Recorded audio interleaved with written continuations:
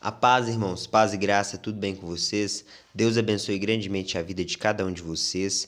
Nesse vídeo eu vou mostrar várias passagens da Bíblia onde Deus ele faz observações da natureza e ele nos revela ensinamentos através disso. Então, Deus criou a natureza e Deus ele colocou leis na natureza onde a gente observando, a gente traz muita sabedoria.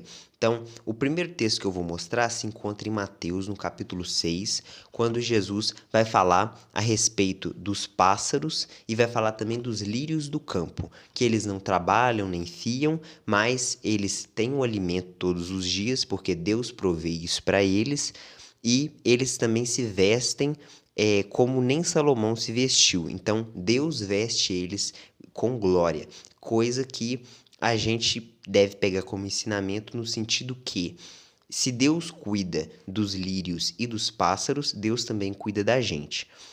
Quando eu for ler os próximos textos, serão os de Provérbios. Provérbios capítulo 6, quando vai falar a respeito da formiga, e isso não contradiz o que Jesus falou, lá em Mateus capítulo 6, são coisas diferentes que se complementam. E eu também vou estar lendo um texto lá em Provérbios capítulo 30, quando fala de 4 animais pequenos, porém que são muito sábios. Então, o primeiro texto que eu vou ler se encontra em Mateus no capítulo 6. Fala o seguinte: Observai as aves do céu, não semeiam, não colhem, nem ajuntam em celeiros. Contudo, vosso Pai Celeste as sustenta. Porventura, não valeis vós muito mais do que as aves? Qual de vós, por ansioso que esteja, pode acrescentar um côvado ao curso da sua vida? E por que andais ansiosos quanto ao vestuário? Considerai como crescem os lírios do campo, eles não trabalham nem fiam. Eu, contudo, vos afirmo que nem Salomão, em toda a sua glória, se vestiu como qualquer deles. Ora, se Deus veste assim a erva do campo, que hoje existe e amanhã é lançada no forno, quanto mais a vós outros, homens de pequena fé. Portanto, não vos inquieteis, dizendo: que comeremos, que beberemos, ou com o que nos vestiremos? Porque os gentios é que procuram todas essas coisas, pois vosso Pai Celeste sabe que necessitais de todas elas. Buscai, pois, em primeiro lugar o seu reino e a sua justiça, e todas essas coisas vos serão acrescentadas. Portanto, não vos inquieteis com o dia de amanhã, pois o amanhã trará os seus cuidados. Basta o seu dia o seu próprio mal. Então, nesse texto, Jesus está falando para que nós não venhamos a andar ansiosos pela nossa vida, com as coisas que nós vamos comer, com o que nós vamos nos vestir, porque cada dia o amanhã trará o seu próprio mal. E é uma ordem de Jesus para você não andar ansioso. O que mais tem pessoas hoje é pessoas ansiosas. Então, a ansiedade, ela é uma antecipação do futuro para o presente. Você está antecipando a preocupação do amanhã para o hoje. E isso vai trazer estresse na sua vida, isso vai trazer desconforto na sua vida, isso vai trazer turbulência entre você e as pessoas ao seu redor. Então, Jesus está sendo muito claro. Busquem, em primeiro lugar, o reino de Deus e a sua justiça. As outras coisas serão acrescentadas por Deus. Então, quem acrescenta as coisas no dia a dia é Deus. Não adianta você ficar preocupado com o amanhã, no sentido de isso transtornar o seu dia hoje, entende? Então, esse é o sentido que Jesus está falando. Jesus não está falando que você não pode planejar coisas para o seu futuro. Jesus está falando que se isso atormentar o seu coração, isso está errado. Se isso fica tirando o seu sono, isso está errado. Então, esse é o sentido do que Jesus está falando. Agora, o que é interessante é porque ele usou dois objetos da natureza, tanto os pássaros como os lírios do campo, para mostrar que não adianta preocupar com o amanhã no sentido disso transtornar seu coração, porque o passarinho não está preocupando e nem o lírio do campo está preocupando, e Deus vai prover para cada um deles o alimento do dia. Então, eu vou ler agora um texto que está lá em Provérbios, no capítulo 6, que vai mostrar uma visão complementar a essa que Jesus está falando. Vai ter com a formiga, ó preguiçoso, considera os seus caminhos e sê sábio. Não tendo ela chefe, nem oficial, nem comandante, no estio prepara o seu pão, na cega ajunta o seu mantimento. Ó preguiçoso, até quando ficarás deitado? Quando te levantarás do teu sono? Um pouco para dormir, um pouco para tosquenejar, um pouco para encruzar os braços em repouso. Assim sobrevirá a tua pobreza como um ladrão, e a tua necessidade como um homem armado. Então é interessante ler esse texto porque, de uma certa forma, ele está contradizendo o que Jesus falou, mas se você avaliar da forma correta, você vai ver que esse texto está somando com o que Jesus falou. Então não é uma contradição, é uma soma. Por quê? Jesus está falando para você não andar ansioso com a sua vida, tendo preocupações do futuro no presente. Isso que Jesus está falando, para isso não te gerar insônia. Agora, o que Provérbios está falando é para você não ser preguiçoso. Então, o que o texto de Provérbios está falando é: seja sábio, olha para a formiga, observa a formiga.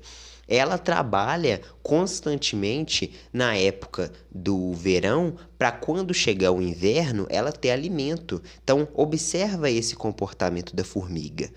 A formiga é sábia, olha o que ela está fazendo, imita a formiga. Então, a formiga é uma coisa insignificante, é um animal minúsculo em comparação com o homem. Só que tem formigas que elas vão ser muito mais sábias do que homens, porque vai ter homens que eles vão desperdiçar a vida deles fazendo coisas que não deveriam, sendo que Deus, ele ordenou para que o homem trabalhe, e no texto de Provérbios 6, ele está falando para que o homem observe a formiga, porque a formiga junta e no tempo do inverno, no tempo da dificuldade, ela tem o que ela poupou. Então, o texto de Provérbios está dizendo que isso é sabedoria e que é para a gente observar a formiga. Então, da mesma forma que Jesus mandou você observar o passarinho e o lírio, o texto de Provérbios está te ensinando a observar a formiga. Então, isso é muito importante porque Deus criou as coisas, Deus criou a natureza, e você observando as coisas da natureza,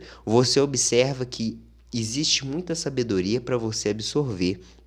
Então, a Bíblia é muito bonita, principalmente porque não está te falando uma coisa extraordinária. O que a Bíblia está te mostrando é para você perceber coisas que estão logo depois do seu nariz, coisas que estão fáceis de você entender. Então, você consegue observar o passarinho, você consegue observar o lírio do campo e você também consegue observar a formiga. Então, o ensinamento da formiga é que você tem que trabalhar, porque Deus ordenou isso em Gênesis, e juntar o seu pão na época do verão. Agora, o texto de Jesus está falando para você não andar ansioso pela vida, o que você vai resolver seus problemas no futuro, porque no futuro Deus também vai ter trago as soluções. Então, são dois textos que eles se complementam, são textos muito importantes. Agora, como eu fiz a leitura de Mateus capítulo 6, eu quero fazer agora a leitura de Provérbios no capítulo 30. É um outro capítulo onde vai falar de 4 animais. Vai falar o seguinte: há 4 coisas muito pequenas na terra, que, porém, são mais sábias que os sábios. As formigas, povo sem força, todavia, no verão, preparam a sua comida. Então, esse texto, como eu já falei muito sobre a formiga no capítulo 6, eu já vou pular para o próximo animal. Os arganazes, povo não poderoso, contudo fazem a sua casa nas rochas. Então, esse texto de Provérbios capítulo 30 vai falar dos animais pequenos, porém mais sábios que os sábios.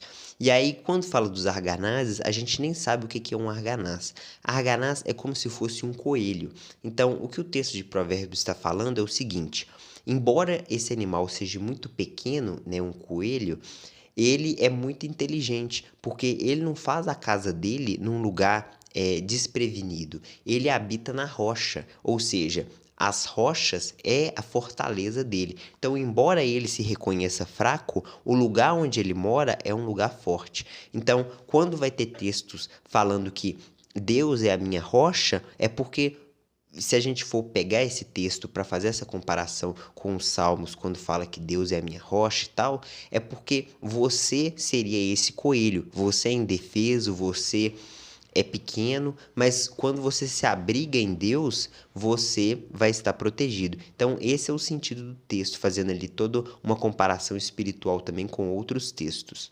Os gafanhotos não têm rei, contudo marcham todos em bandos. Já o gafanhoto já é outro ensinamento. O gafanhoto ele é pequeno, mas a força dele é porque ele está em unidade, em cooperação com todos os outros gafanhotos. Então, isso é para você mostrar que sempre que o povo de Deus está unido, você marcha em cooperação, em unidade, em força, em conjunto. E isso gera resultado. Então, cada um faz o seu papel e o papel de todos em conjunto gera um resultado muito grande. Então, é isso que o texto está falando. Agora, o próximo animal.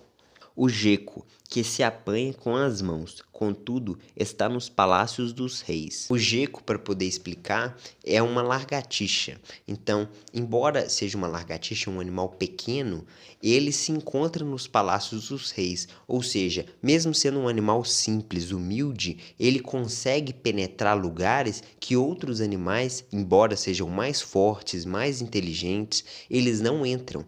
Então, não é pela força daquele animal que ele está ali, é justamente pela simplicidade dele. Então, isso, se a gente for pegar esses textos e comparar com textos em todos os lugares da Bíblia, no Novo Testamento, por exemplo, quando vai falar da humildade, da simplicidade, se você for humilde, se você for simples, você vai chegar em lugares que nem você conseguia imaginar. Então, esse é o contexto ali do geco, que ele pode ser apanhado com as mãos, então é uma coisa pequena, fraca, insignificante, mas que consegue penetrar lugares que outras pessoas não penetram. Então, quando Jesus está falando ali a respeito de você comer, beber e vestir, ele também pega uma outra ideia, que é você buscar o reino de Deus e a sua justiça. Ou seja, ele fala, não andeis ansiosos com a vossa vida, com comer, beber, vestir. Antes, buscai o reino de Deus e a sua justiça. Então ele está pegando duas coisas e ele está contrastando elas entre si.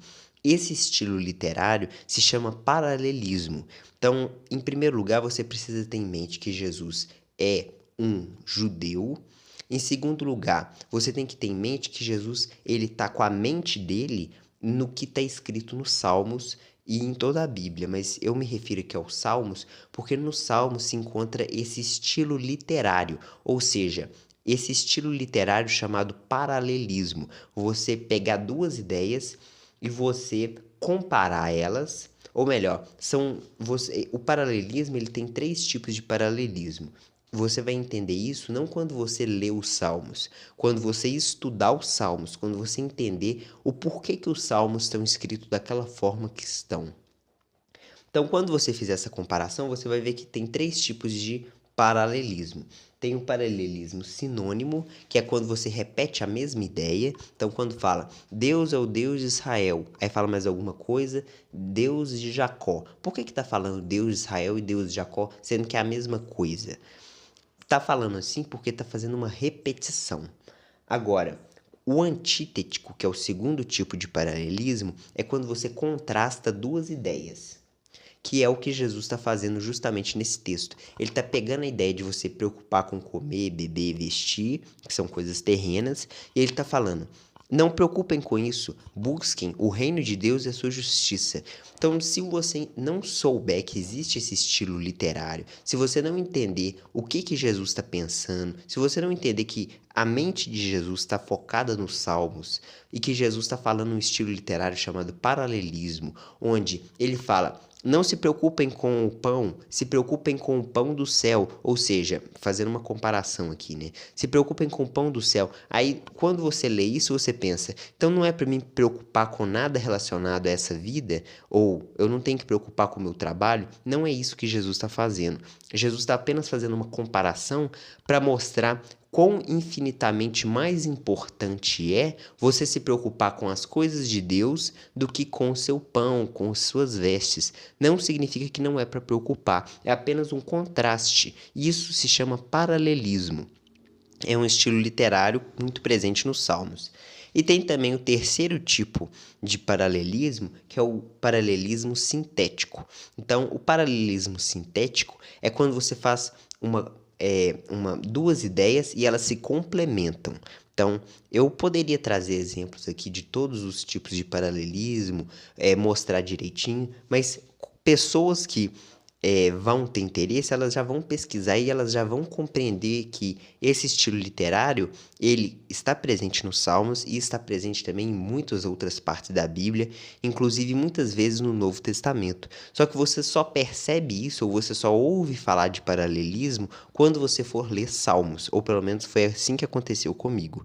E aí depois que você entende o paralelismo que está presente nos Salmos, e você sabe que os escritores do Novo Testamento, os apóstolos, eles estavam com a mente focada em toda a Bíblia, inclusive nos Salmos, você vai ver que eles usaram muito dessas expressões ou desse estilo literário em toda a Bíblia. Então fica mais fácil de compreender o texto quando você entende qual estilo literário está sendo usado ali, beleza?